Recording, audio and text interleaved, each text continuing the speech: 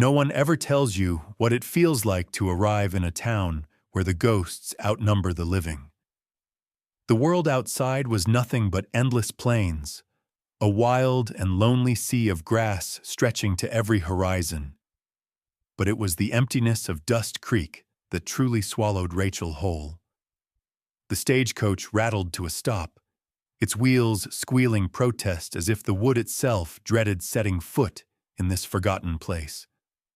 A hush fell the moment the horses stopped stamping, their flanks quivering, eyes rolling as if they too sensed something unnatural waiting beyond the broken sign that read, "Welcome to Dust Creek, Esjans 1871.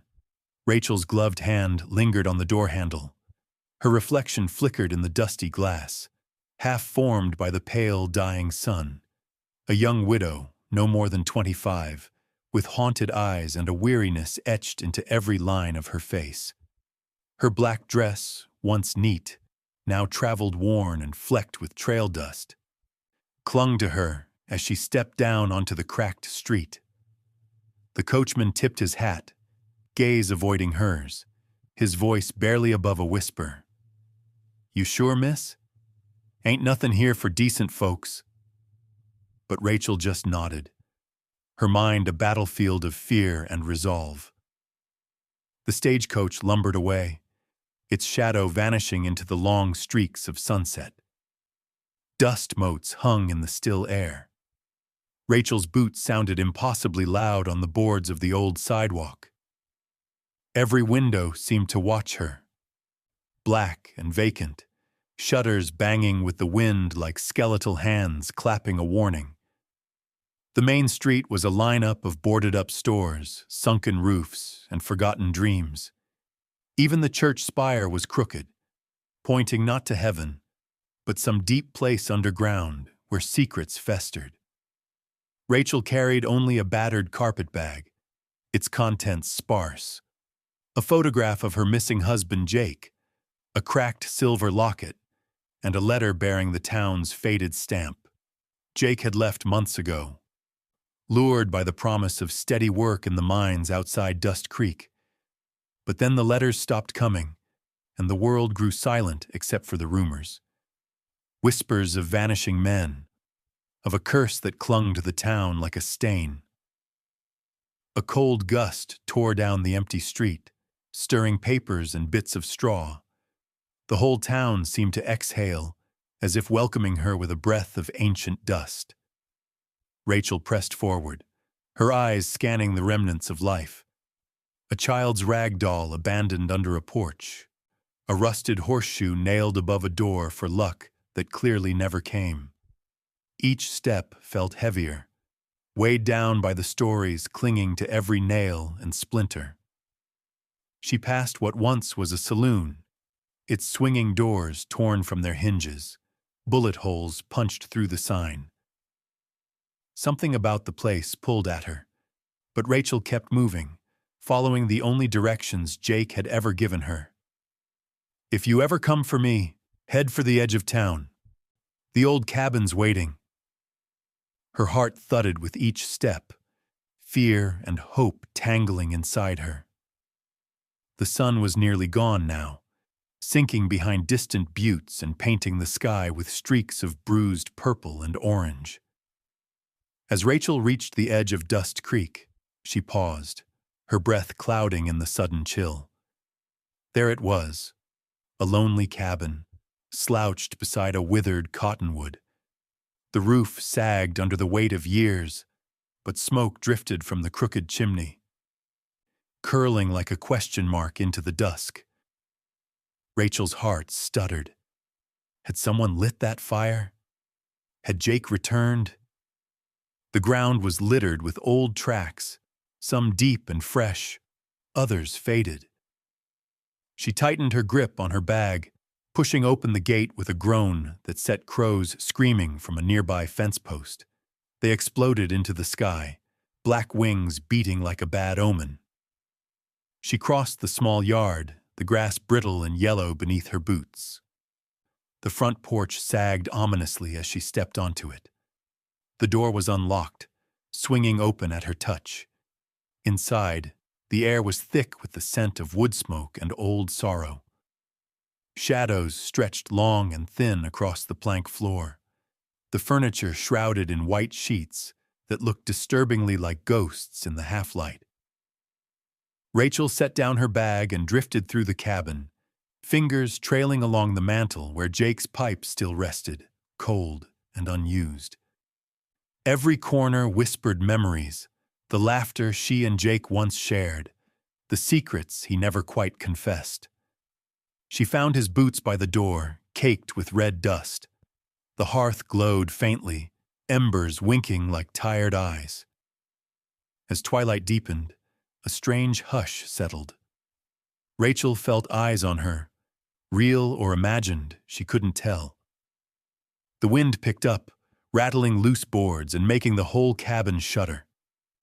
Outside, the dying light caught on something in the yard, an old rocking chair, moving gently though no one sat in it. Night arrived all at once, swift and complete. Rachel tried to light a lamp, but the flame guttered in the draft. She found a candle and set it on the window ledge. For a while she sat in silence, staring at Jake's photograph, searching the familiar face for answers that would not come. The house groaned and settled, as if remembering all the lives it had sheltered and lost. Then came the first whisper, barely more than a breath. Rachel stiffened, her skin prickling. The wind, or something older, deeper?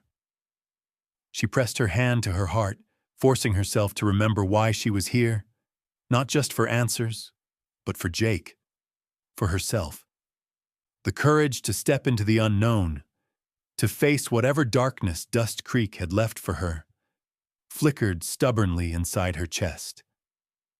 And as Rachel blew out the candle and lay down on the narrow bed, she wondered if anyone ever truly came back from a place like this. Or if, once you crossed the border into Dust Creek, you belonged to its shadows forever.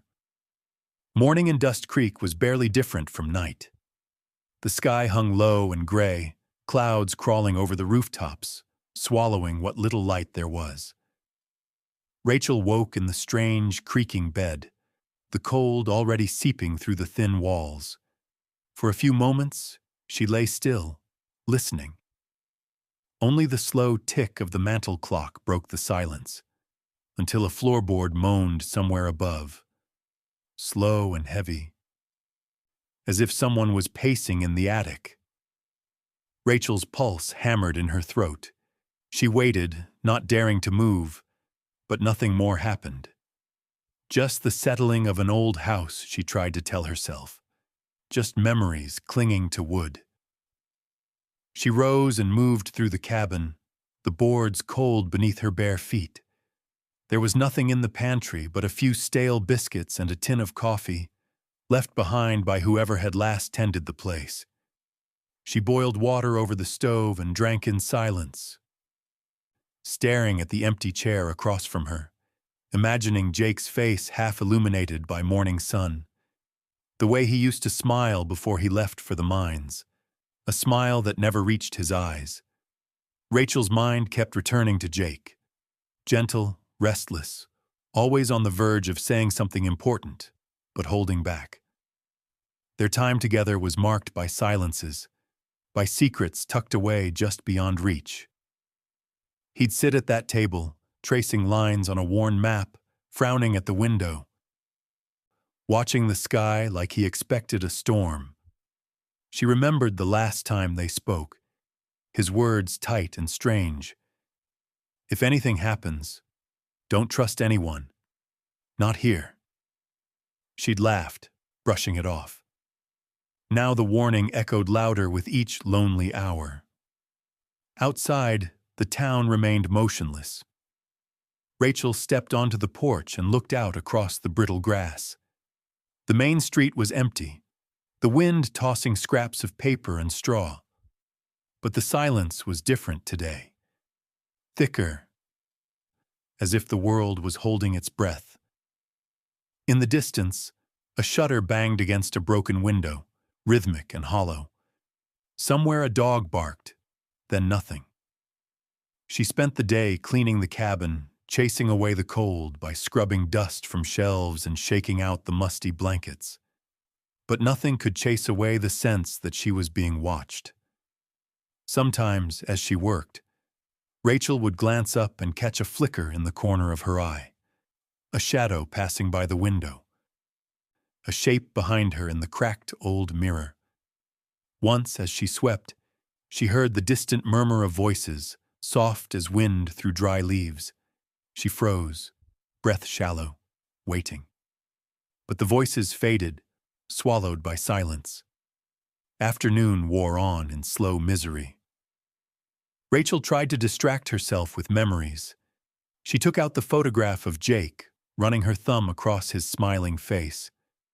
She remembered the way his hands trembled after long nights at the mine, the look in his eyes when he spoke about the past. Something mournful, something frightened. She wondered what secrets he'd buried beneath the dust and rock, what had driven him deeper into silence before he vanished. As dusk crept in, Rachel grew restless. She wandered through the empty rooms, opening cupboards and drawers, searching for some sign of Jake. In the back of the closet, she found his old jacket, its pockets filled with red dust and the faintest scent of tobacco. She clutched it to her chest, closing her eyes, letting herself remember the warmth of his arms just once more. That night, the wind rose, howling around the corners of the cabin, rattling the shutters and stirring the ashes in the hearth. Rachel tried to read by lamplight, but the words blurred on the page. Shadows pressed in, flickering along the walls, writhing in the corners like living things. The old house moaned and settled, and somewhere overhead, that same slow, deliberate pacing began again. She lay in bed, staring at the ceiling, listening as the wind carried whispers through the cracks in the walls. Footsteps echoed above, too heavy for rats or the wind. Rachel's breath quickened. She squeezed her eyes shut, clutching the locket around her neck, whispering Jake's name as if it might call him back from wherever he'd gone. A sudden thump jolted her upright. The window rattled violently, as if something outside was clawing to get in. Rachel crept to the glass, heart thundering, but saw only the empty yard, moonlight painting twisted shadows across the weeds. Still, she couldn't shake the feeling that someone, or something, was watching, waiting for her to let her guard down. She pressed her hand to the window, staring into the darkness, searching for movement. For a moment she thought she saw a figure standing by the withered cottonwood, pale and thin, hair blowing wild in the wind. She blinked, and it was gone. Only the chair on the porch rocked back and forth, creaking as if someone invisible had just left it. Rachel backed away, forcing herself to breathe. The wind died suddenly, leaving a silence so thick it rang in her ears. She stumbled to the bed and curled beneath the blankets, eyes wide open, listening as the floor above creaked one last time. Long into the night, Rachel lay awake, the house whispering around her, haunted by footsteps and shadows. Dust Creek, she realized, was not as empty as it seemed, and in the darkness she began to wonder if the missing were ever truly gone, or if their ghosts simply learned to hide in the silence, waiting for someone brave or desperate enough to come looking. Dawn in Dust Creek was a cold, reluctant thing. The first gray light trickled through the warped window panes, making every shadow seem even deeper, every silence more profound. Rachel sat up slowly, her body heavy with exhaustion. Nerves frayed by a night of flickering half-dreams, faces in the mist, voices she almost recognized, the phantom tread of footsteps overhead. She wrapped Jake's old jacket around her shoulders, clinging to the lingering trace of him as she padded barefoot across the uneven floor. She tried to ignore the sense of dread clinging to her, convincing herself it was just nerves, just loneliness, nothing more. But as she opened the door to let in the morning air, something new waited for her. There on the porch, half buried beneath a drift of dust and wind-blown leaves, lay an envelope, old, water-stained. Her name scrawled across the front in a trembling hand. Rachel's breath caught. She crouched down, hands trembling, and picked up the letter. The paper felt cold, the ink faded in places but unmistakably meant for her. She turned it over, searching for any sign, an address, a clue, anything, but found nothing except that single warning echoing up from the page. Her fingers fumbled as she slid a knife along the sealed edge. The letter inside was short, the handwriting urgent, slanting across the page as if the writer had been racing time itself. Trust no one in Dust Creek, not even the ones who return. That was all. No signature, no further explanation. Rachel stared at the words until they blurred, her mind spinning with questions. Who could have left it? Was it from Jake? Someone who'd known him? Someone who wanted her gone? The warning settled over her like a shroud, prickling the hairs on the back of her neck. She turned, searching the yard and the street beyond, but Dust Creek was as still as a graveyard. The only movement was the old rocking chair, swaying gently in the morning breeze. Rachel pressed the letter to her chest and stepped back inside, locking the door behind her. The cabin felt colder, smaller, suddenly less like a refuge and more like a trap. She shoved the letter into her bag, her mind racing. She forced herself through the motions of the morning, washing up, straightening the bed, boiling coffee that tasted of rust and smoke. But the words haunted her, every creak and groan of the old house now sounding like a warning. The day passed in slow, anxious fragments.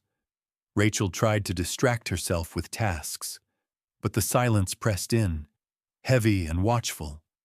Now and then she wandered the edge of the yard, peering out into the deserted streets, half expecting someone to appear. But there was only the wind, swirling little whirlpools of dust between the empty buildings. She scanned the windows and rooftops, searching for movement, for any sign that she wasn't alone, but found only empty glass and broken shingles. Afternoon faded, the sun a pale coin behind dirty clouds. Rachel sat at the table, turning Jake's photograph over in her hands, willing his steady gaze to give her courage. She traced the line of his jaw, the faintest hint of a smile, and tried to imagine what secrets he'd been carrying when he left for the mines. What could have driven him to vanish so completely? And why did the letter warn her not to trust the ones who returned? Was Jake himself among them? Night crept in again, quick and absolute, swallowing the edges of the world. Rachel lit a candle, its wavering flame casting monstrous shapes across the walls. She barricaded the door with a chair and dragged Jake's old hunting rifle from under the bed. Though she barely remembered how to use it, every instinct screamed at her to run, to flee back to the world she'd left behind. But Rachel gritted her teeth. She would not leave without answers. Not now. Not after coming this far. She tried to sleep, but sleep would not come. The wind outside picked up, rattling the windows and sending sharp, icy drafts snaking through the cracks. Rachel buried herself in the blankets, counting the seconds between the strange creaks and thumps of the house. The whistle of the wind, the distant howl that might have been a coyote, or something else entirely. It was near midnight when the whisper began. At first, it was just the wind snaking through the eaves, nothing more. But as the minutes ticked by, the sound sharpened, became more deliberate. A voice, low and persistent, repeating her name again and again, then softening into another name. Jake. Rachel sat bolt upright, heart slamming against her ribs. She strained to listen, barely breathing, as the voice echoed through the boards and walls, weaving in and out of the storm outside. Again and again, the voice called Jake's name, as if summoning him or warning her. Her fingers found the locket at her throat, the old habit of seeking comfort in its cool weight. She clutched it as she rose and moved through the dark cabin, every step cautious, drawn as if by invisible strings toward the door. Her hand hovered above the doorknob, the chill from outside seeping in. The whisper stopped. Silence rushed in, dense and suffocating. Rachel pressed her forehead to the door, her mind racing with fear and longing. Was it all in her head? Or was there truly something in Dust Creek that wanted her gone, or needed her to stay? She backed away slowly, candle flickering, heart pounding. As she slid the bolt back into place, she knew that whatever was haunting this place, it wasn't finished with her yet. Outside, the wind picked up once more, carrying with it the faintest echo of her husband's name, calling her deeper into the secrets of Dust Creek. Daylight crept across Dust Creek with sluggish reluctance, the pale sun barely breaking through a bank of swirling mist that seemed to rise straight from the earth itself. Rachel awoke unrested, nerves raw from a night of haunted whispers and uneasy silence. The letter's warning echoed in her head, pushing her into motion before she could talk herself out of it. She needed answers. She needed to find Jake. The only way forward was through the ruins of Dust Creek itself. Rachel dressed quickly, her hands shaking as she buttoned Jake's old coat over her thin dress. The sky outside was the color of pewter, the world reduced to shapes and shadows as a strange fog crept along the ground, curling around fence posts and licking at broken windowsills. The town was barely visible beyond her yard, an outline of sagging roofs, shattered porches, and tangled weeds that had long since claimed the empty street. Every step Rachel took seemed to echo in the hush, her boots making faint imprints in the dew-soaked dust. She started at the old general store, its windows boarded up and plaster cracked. The door hung crooked on its hinges. Inside, the air was stale with old tobacco and mildew. Shelves were stripped bare, a single glass bottle rolling across the floor with each shift in the wind. Rachel's gaze swept the shadows for any trace of life, but found only a faded newspaper with stories of mine closures and an old hat left behind on the counter, gray with dust.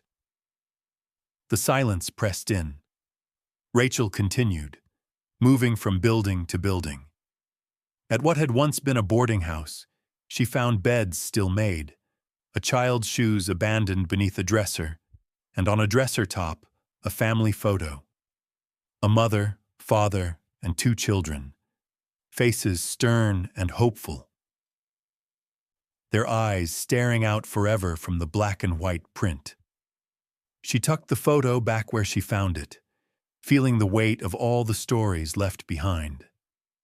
Every room she entered, every forgotten artifact, seemed to whisper a little more of the town's pain.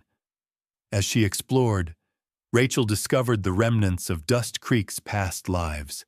Mining helmets, battered lanterns, a rusted canteen marked D.C. Mining Co. She picked her way carefully through an old stable where a broken wagon wheel leaned against the wall, and a stack of unused dynamite boxes still sat beneath a thick layer of dust.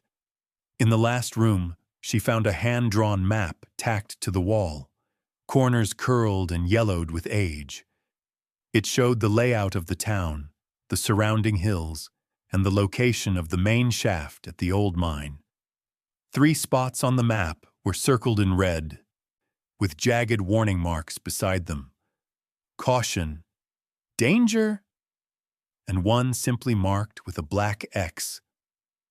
Rachel tore the map down and folded it into her pocket, heart racing with new resolve.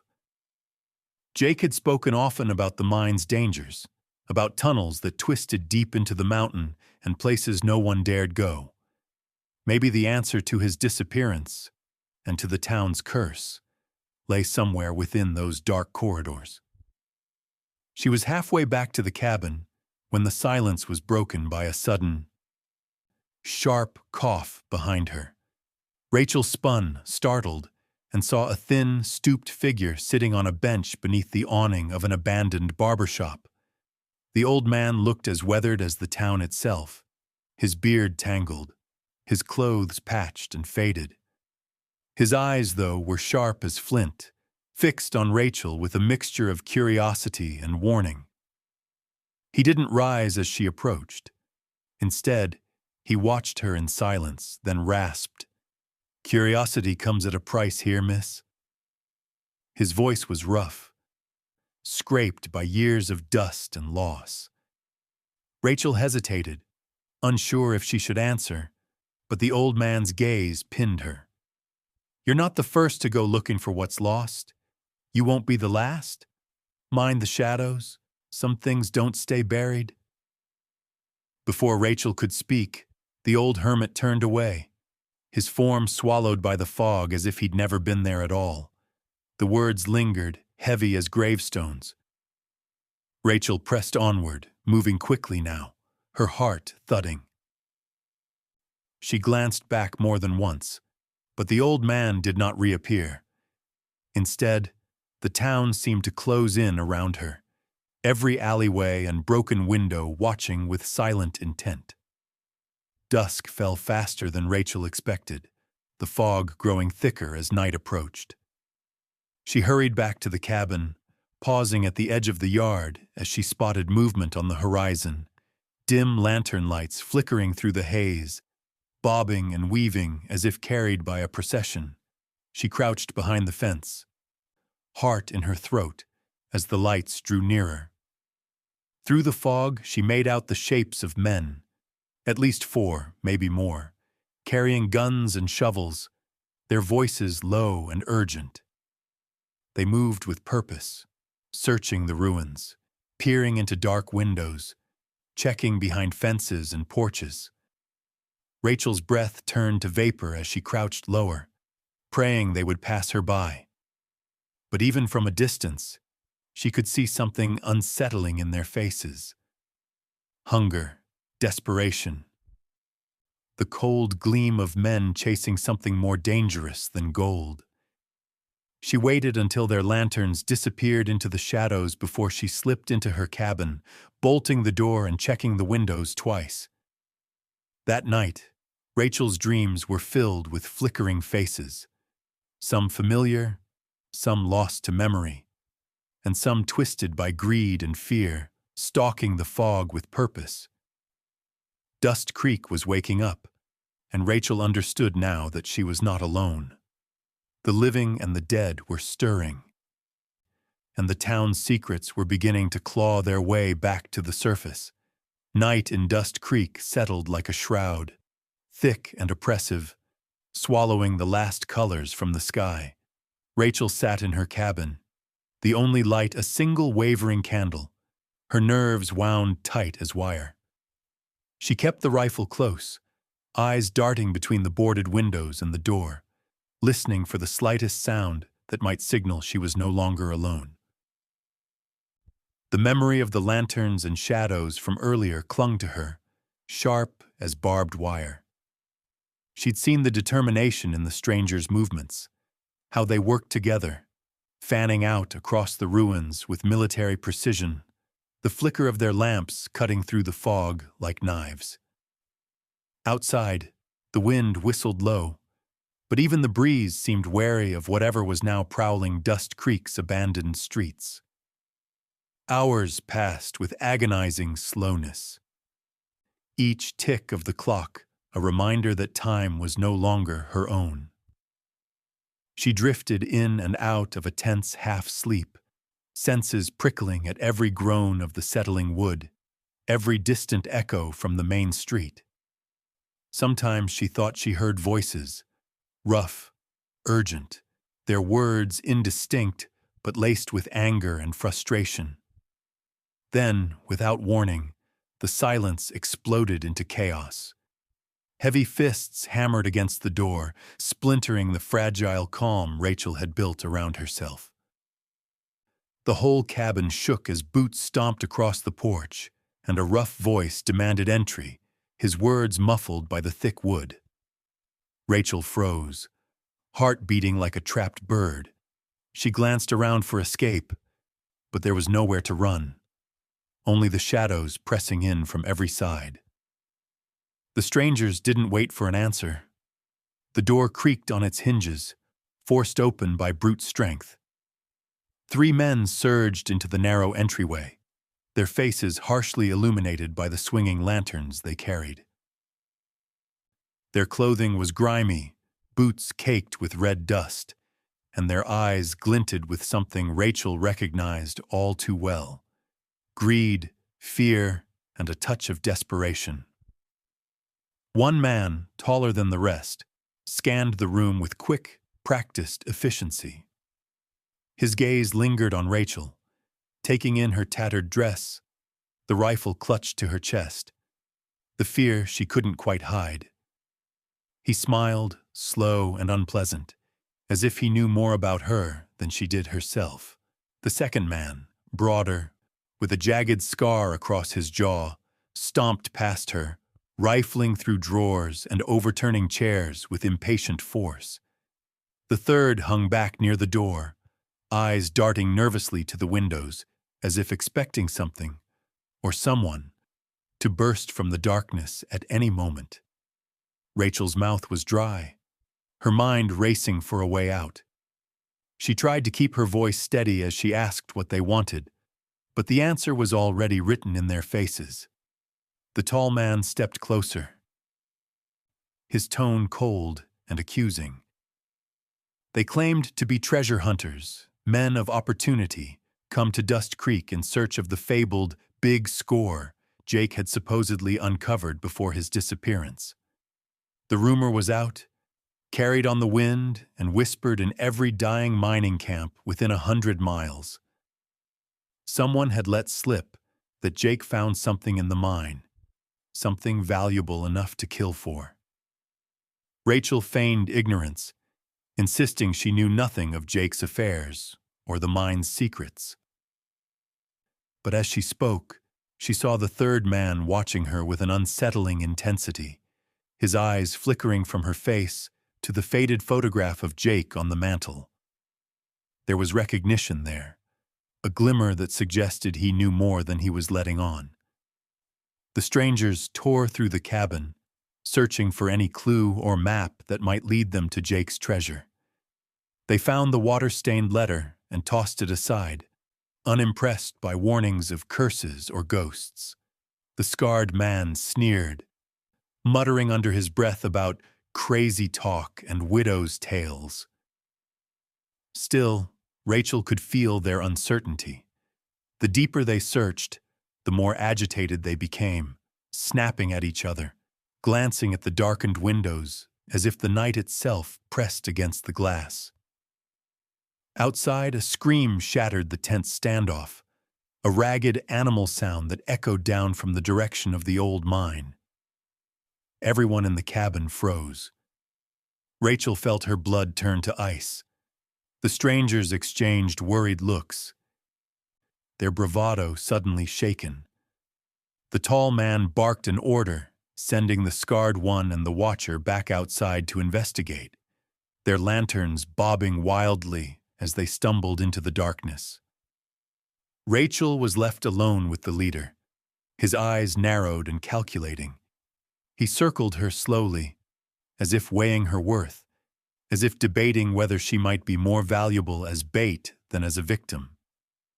She stared back, refusing to show fear, her grip tightening on the rifle. But the man only laughed, low and humorless, before disappearing out the door after his companions, leaving Rachel trembling in the ruined silence. She slumped against the wall, fighting the urge to collapse entirely. Through the cracked window, she watched the strangers' lanterns scatter into the fog, their voices lost in the swirling dark. Then came another scream, this time closer, tinged with terror and disbelief, and Rachel knew that whatever haunted Dust Creek had just found new prey. She forced herself to breathe, to listen. The night was alive now, full of running feet, distant gunshots, and the strange, echoing cries of something that did not belong to the living. Dust Creek was awake, and Rachel realized the real danger was only just beginning. In that haunted silence, she understood.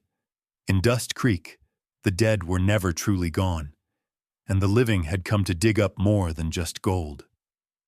The chaos outside Rachel's cabin faded into uneasy silence, broken only by the distant thud of boots and the occasional tremor of raised voices. She waited, every muscle tense, the rifle clutched tight in her lap. After what felt like hours, the shouts drifted farther away, swallowed by the night and the low, mournful wind. With the strangers preoccupied, either hunting ghosts or fighting shadows, Rachel saw her chance. She needed answers, and if Jake had left anything behind, it would be where he spent his last days, the old mine. Rachel wrapped herself in Jake's coat, tucked the rifle under her arm, and slipped out the back door. She moved quickly, heart thudding, breath sharp in her chest. The town was transformed in darkness, shapes looming out of the fog, alleys choked with weeds and secrets. Lantern light flickered far ahead, marking where the treasure hunters wandered the ruins. Rachel crept through tangled brush and skirted broken fences, following the rough path that led to the hills. The mine's entrance yawned wide and black, an open wound in the earth at the edge of town. Rachel hesitated at the threshold, memories of Jake's worried face tugging at her resolve. She stepped inside, boots crunching on gravel, swallowed by the cold that bled from the tunnel. The air was thick with the stench of old earth and rusted metal, a silence so deep it pressed on her ears. Rachel moved slowly, lantern held high, casting thin beams that crawled over rock walls. Graffiti and warnings were scrawled across the entrance, old miners' superstitions, desperate prayers, curses in half-legible script. The shaft dipped sharply, swallowing her in near darkness. Deeper in, she saw the detritus of abandoned labor, a battered helmet, a twisted pickaxe, and scraps of rope stained with red dust. As she pressed onward, Rachel caught the glint of something metallic beneath a heap of broken boards. She knelt, pushing aside debris until her fingers closed around a rusted tin box, almost invisible in the gloom. The box was cold and heavy, the lock broken long ago. Inside, wrapped in oilcloth, she found Jake's journal, its cover stained and the corners battered from weeks of hard use. Her heart squeezed as she held it, the familiar scrawl on the front marking it as his. She flipped through the pages, careful not to tear the brittle paper. Jake's writing began hopeful, recounting days of hard work and simple meals, but quickly shifted into something darker.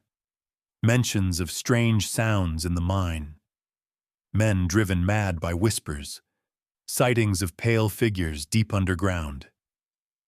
He wrote about miners who'd vanished without a trace, of a superstition that ran through the camp like fever, the belief that something buried in these hills should never have been disturbed.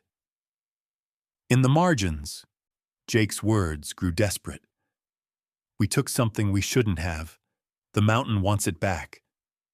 Rachel shivered, the cold now feeling like fingers pressed to her skin. She pressed deeper into the mine, drawn by the sense that answers were close. Soon she reached a collapsed chamber, timbers shattered and walls crumbling inward. There, splashed against the stone, she saw the dark stain of old blood, dried and flaked, telling a story of violence and panic. Her breath caught as she realized Jake must have been here, alone, cornered, perhaps betrayed by men he thought he could trust. She knelt, searching the rubble for more clues. Her lantern's glow caught on a strip of torn cloth, the same shade as Jake's favorite workshirt, snagged on a jagged splinter of wood. Near it, she found a silver locket, the mate to the one she wore around her own neck, the matching halves now separated by tragedy and time. Rachel stood, holding the locket tight, her mind racing with questions and sorrow. As she turned to leave, a sudden chill swept the tunnel, colder than the grave. She looked up, and for a fleeting moment, caught movement in the gloom. Ghostly figures, pale and flickering, moving through stone as if it were air. Their faces twisted with pain and longing, their eyes empty, searching for what they'd lost. Among them, she thought she saw a familiar silhouette, tall, broad-shouldered, moving with a limp she'd know anywhere. Rachel's courage nearly failed her as the ghostly procession drifted past, vanishing into the deeper dark. The mind seemed to pulse with old pain, the air thick with grief and rage. The journal in her hands felt heavier, its secrets almost burning through the paper. With her lantern burning low, Rachel hurried back toward the surface, stumbling over roots and loose rock. Behind her, the echoes of the past seemed to chase her. The whispers of lost miners and her husband's unfinished story urging her onward. When she finally burst out into the night air, she sucked in a ragged breath, the taste of freedom tinged with ash and sorrow. She hurried home, clutching Jake's journal and the silver locket to her chest. Outside, the wind carried faint voices, shouts, gunfire, the wail of something not quite human. Dust Creek was awake, its curse stirring with every footstep. Inside the cabin, Rachel collapsed onto the floor, heart hammering as she pieced together the awful truth. Jake hadn't just vanished. He'd uncovered a secret so dark the whole town had paid the price. And now, the dead would not let her rest until she finished what he'd begun. The night pressed close around Rachel as she crouched in the shadows of her cabin, Jake's battered journal and the matching silver locket clutched tight to her chest. The secrets she had uncovered in the mine weighed heavy on her soul, but there was little time to mourn or puzzle over their meaning. Beyond the thin walls, the world of Dust Creek was unraveling. The shrill wail she'd heard earlier still echoed in her ears, a cry of terror that seemed to come from the mine and crawl up the empty streets. Lanterns bobbed in the distance. Voices rose and fell, sometimes angry, sometimes afraid, and sometimes lost to the night altogether. Rachel forced herself to breathe steadily. She could not stay hidden forever. If the treasure hunters returned, desperate and enraged, she would have nowhere to run. If the ghosts she had glimpsed in the mine wanted vengeance or release, there would be no safety, not even within four walls. She had to move, to act before the living or the dead caught up with her. She slipped outside, using the deepest shadows to skirt the main road. Her boots pressed shallow prints into the dust, her breath a thin cloud in the cold air. The lamp she carried was covered with a rag, its beam dim and tight against her side. Across the ruined street, she glimpsed the strangers. 3 men left, 1 missing, their nerves frayed, guns drawn as they argued in hushed, broken bursts. She heard fragments of their panic, something about figures in the mist, Jake's ghost, and the mines cursed. Their bravado was cracking. Fear turned them dangerous, wild, ready to shoot at anything that moved. Rachel ducked behind a pile of collapsed timbers as the men drew near. Heart pounding so loudly, she feared it would give her away. One of them, scarred, teeth gritted, looked over his shoulder, convinced something followed. Another wiped sweat from his brow with trembling hands, mumbling prayers to ward off evil. Only the tall man, the leader, still held himself together, jaw clenched, eyes hard. He barked orders, sending the others to sweep the street and search the ruined post office. Rachel pressed herself deeper into the darkness and waited until their footsteps faded. She moved again, darting between buildings, hugging the walls. The old map she'd found earlier guided her, its red circles and warning marks burned into her memory. She headed for the alley behind the blacksmith shop, hoping the narrow lanes would keep her hidden.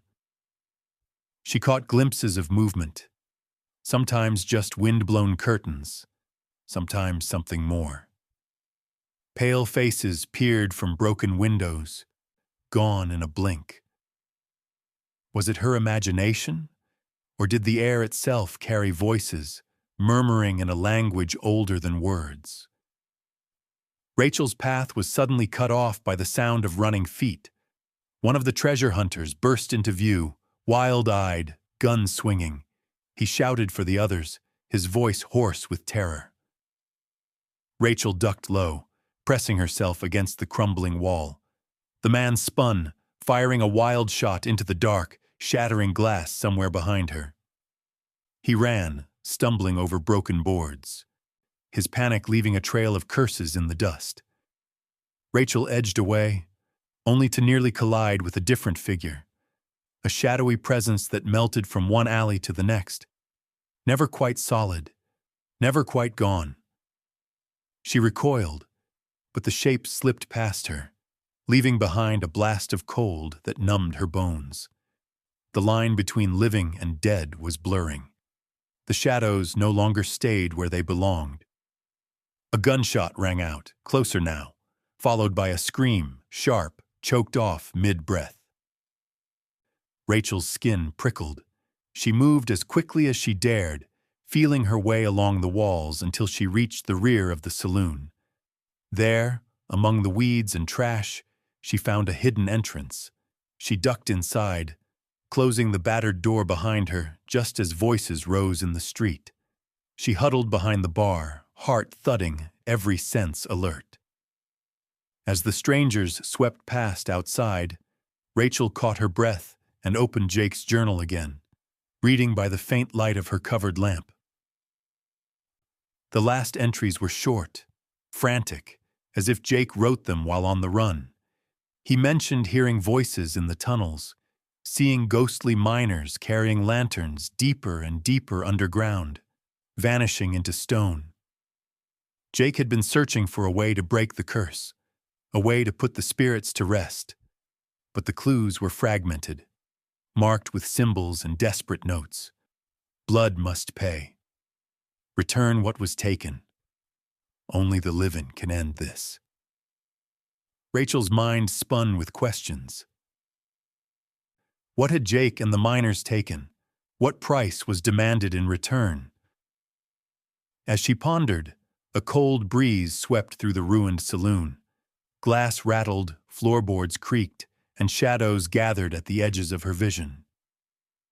For a split second, she saw Jake's face reflected in a cracked mirror, drawn, pale, eyes hollow with sorrow and warning.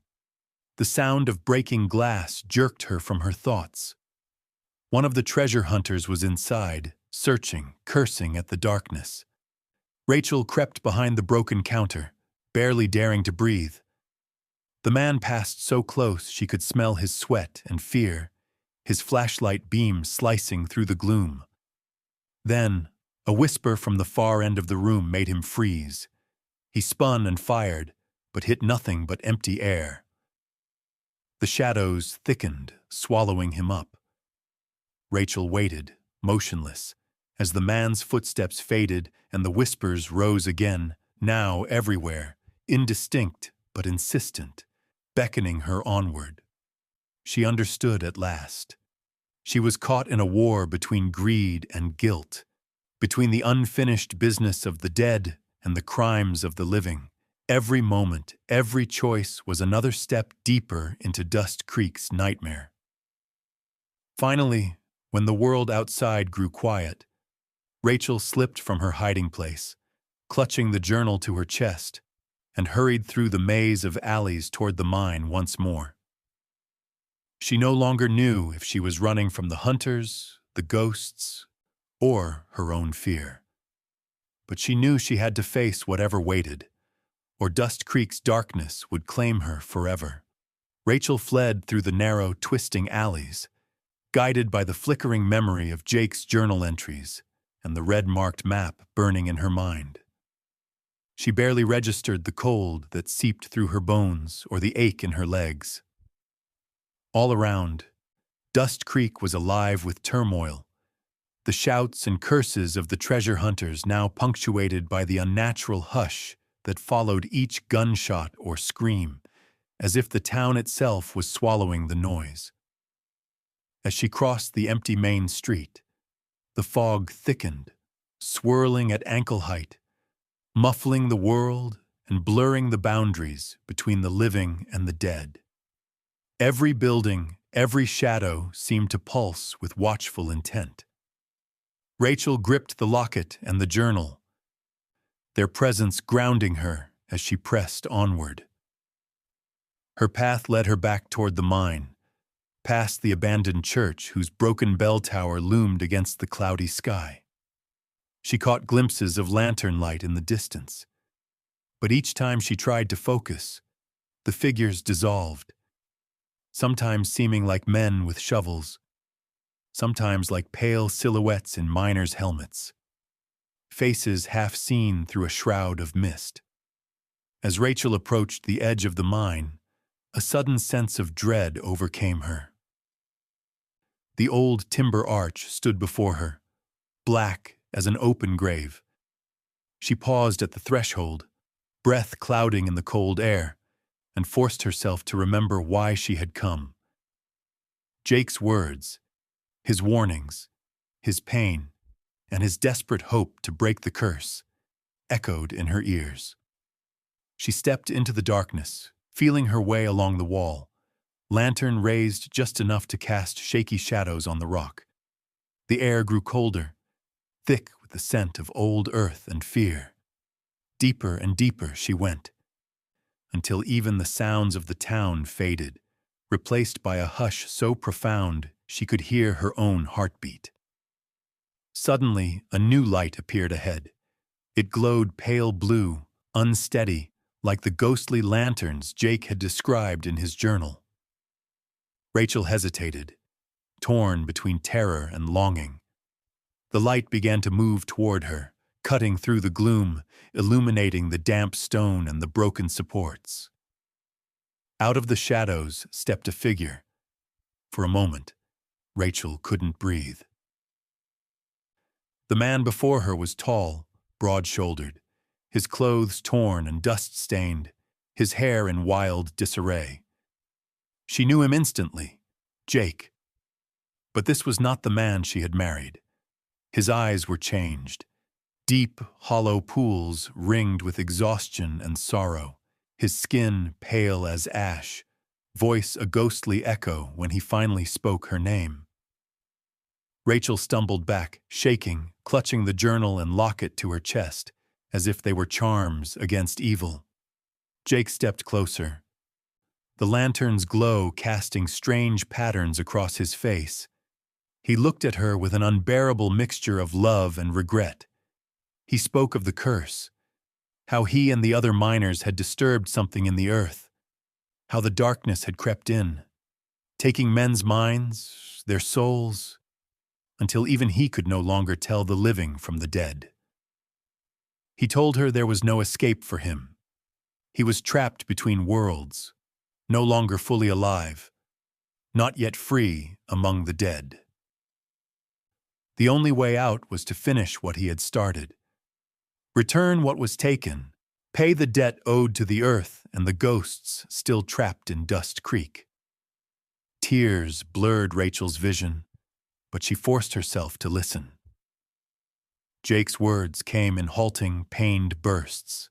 He explained that the others, the treasure hunters, would not leave until they claimed the gold or met the fate of those before them. The spirits of the miners, denied rest, were rising, furious and desperate, drawn to the living by the greed and violence echoing through the ruined streets. Jake pressed something into her hand, the missing half of the locket, the halves clicking together as if by fate. Rachel felt its weight, a symbol of what was lost and what might still be redeemed. Suddenly, the mine shuddered, as if something deep beneath the ground was stirring. Jake's expression turned desperate. He begged Rachel to act quickly, to lure the treasure hunters into the mine, to use the clues in his journal to break the curse. The spirits would not harm her. He would not let them. But the living posed another danger. Rachel understood. If she failed, she too might be trapped here forever. Her story just another whisper among the ruins. A sudden roar echoed from the tunnel behind Jake. Angry shouts, the crash of falling stones, and the unmistakable sound of guns. The treasure hunters had followed her. Lanterns bobbed in the dark, throwing monstrous shadows against the walls.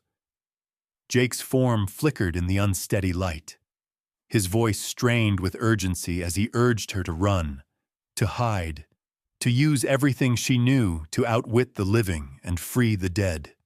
Rachel tore herself away, heart thundering, clutching the joined locket and journal as she dashed for a narrow passage. Behind her, the voices of the hunters mingled with the rising wails of the spirits, cries of anger, grief, and longing that made the earth itself tremble.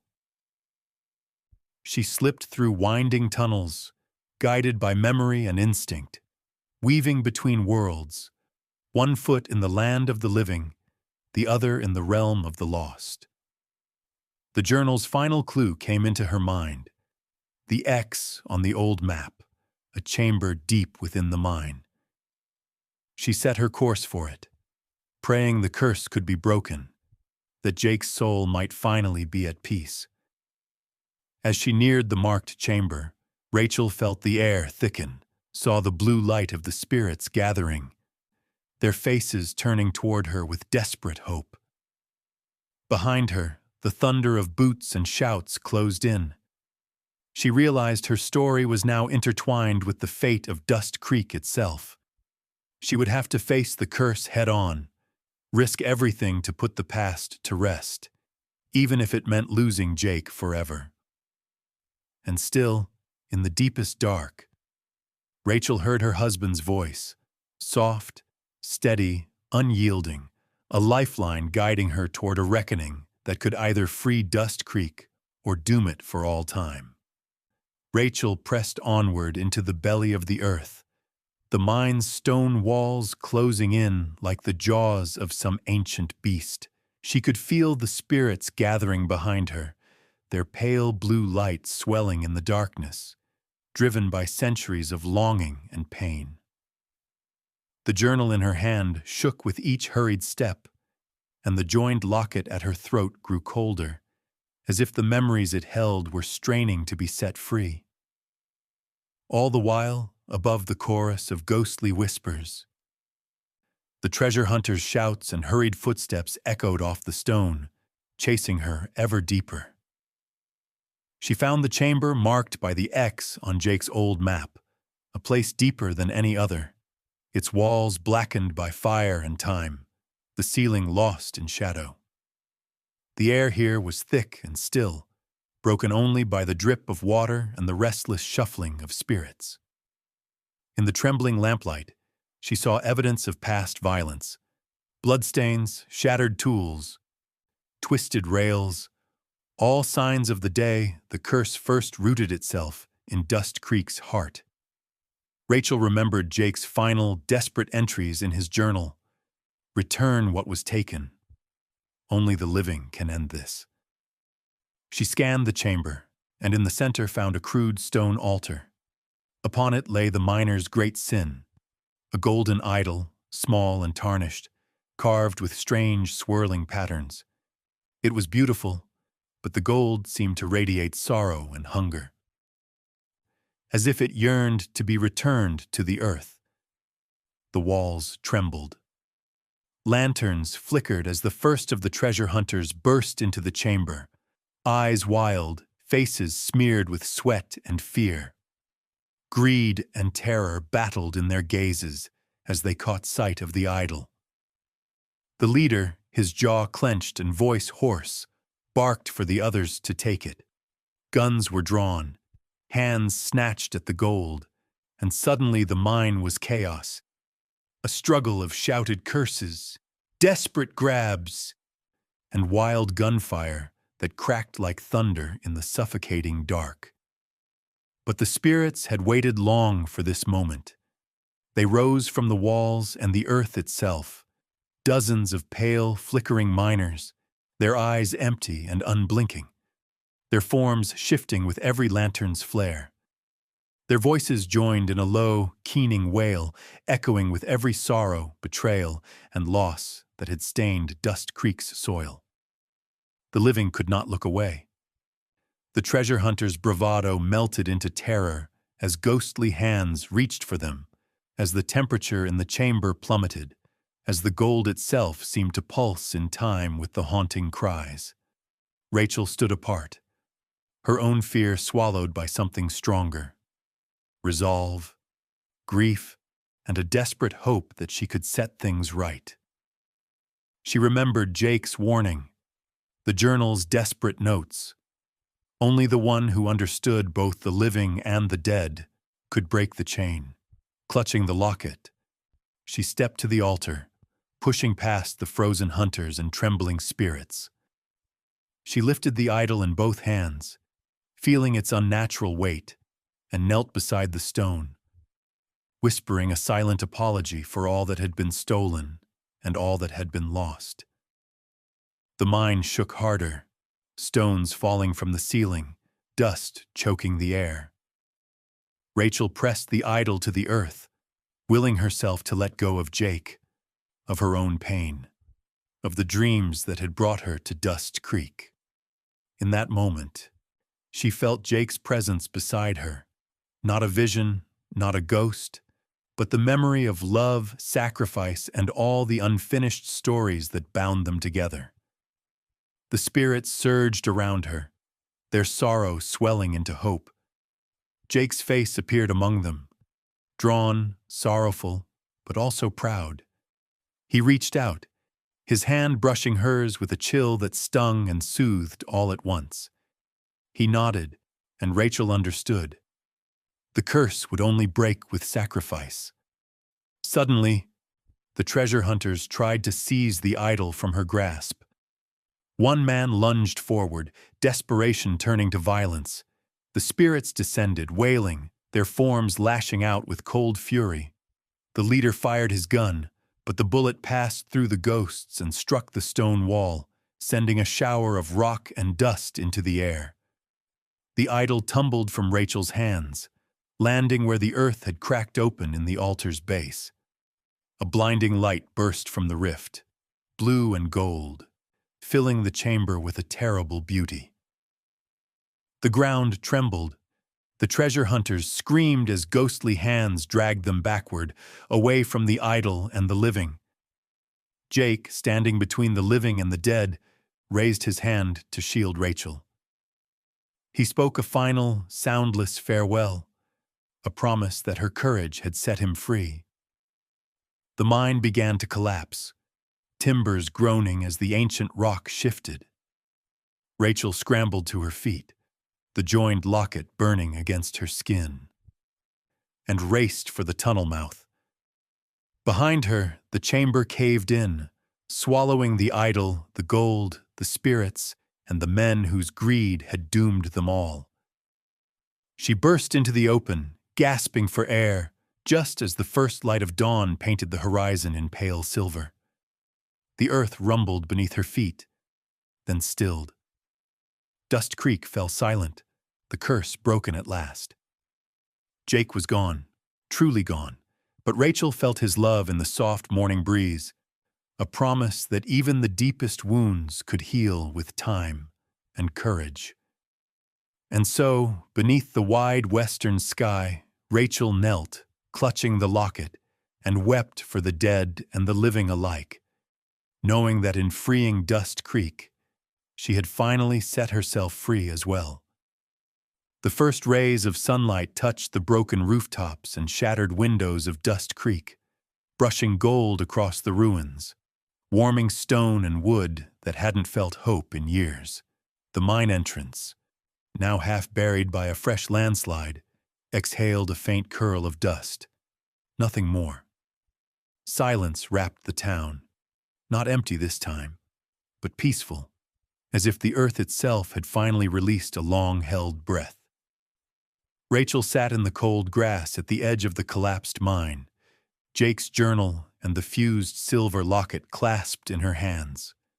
Her fingers trembled, not with fear, but with the exhaustion and awe of survival. Her mind was a whirl of images, the rising of the spirits, the collapse of stone, the last glimpse of Jake's face before he faded into the morning mist.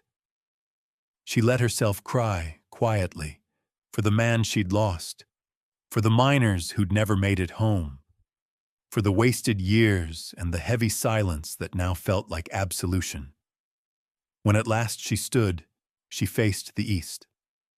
The sun was fully risen now, burning away the last tatters of fog. Dust Creek's haunted nights were over. In the new light, the town was transformed. Weeds sparkled with dew, broken fences gleamed silver, and the shattered windows reflected the sky. The horror of the night faded, replaced by something like possibility. Rachel walked the length of the silent street, her boots stirring the dust in lazy, peaceful swirls. She passed the remains of the saloon, where shattered glass sparkled on the ground like stars. She passed the boarding house and the general store, both empty now but no longer menacing. Every window seemed to offer quiet thanks. Every door stood open to the dawn. Even the church's broken bell tower seemed to stand straighter, its shadow stretching west across the field as if marking a new beginning. At the edge of town, she paused by the old cottonwood tree, its branches heavy with memory. She reached into her bag and took out Jake's journal, its last pages filled with his desperate hope, his longing for forgiveness. She dug a small hole beneath the roots and buried the book there, letting it become part of Dust Creek's earth at last. She pressed the locket to her lips, then tucked it away against her heart. In the stillness, Rachel felt Jake's presence, not the haunted ghost, not the lost soul, but the man she'd loved, free at last. The wind brushed her cheek like a gentle farewell. She closed her eyes and let go of all that had bound her, the guilt, the loneliness, the fear that she could never escape the past. She breathed deeply, feeling light and unburdened for the first time since arriving in Dust Creek. She didn't look back as she saddled the weary old mare in the yard and loaded her few belongings. The cabin where she'd waited, where she'd been hunted and haunted, stood in the rising sun, no longer a prison, but a monument to everything she had survived. Rachel rode slowly through the town, savoring the quiet, letting the early light soak into her bones. At the far end of Dust Creek, she paused for a final look. The town lay spread beneath her, a place of tragedy and ghosts.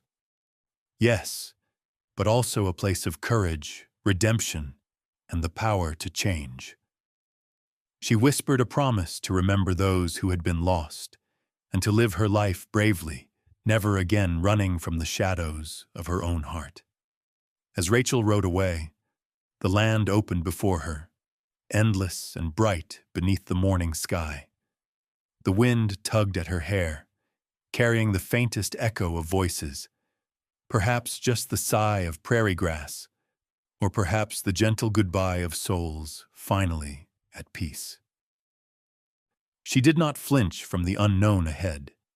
She carried Dust Creek's story with her, the cost of greed, the pain of loss, the courage it takes to face the ghosts of the past. The lessons of the night echoed as she rode. Sometimes the only way forward is through darkness. Sometimes you must return what was taken, not just from the earth, but from the people you love. Sometimes forgiveness is found in the act of letting go, and healing in the courage to remember. Rachel's journey wasn't over, but the burden had changed. No longer weighed down by grief, she rode with the sunrise on her face and hope in her heart, ready to start again wherever the road might lead. Dust Creek faded behind her, no longer a place of fear, but a memory of redemption and quiet grace. And if, as she rode beneath the endless western sky, Rachel sometimes thought she heard a whisper in the wind, a voice familiar and beloved, promising that she was not alone, she only smiled. Knowing the past would never again hold her captive, she was free. The curse was broken, and the dawn belonged to her.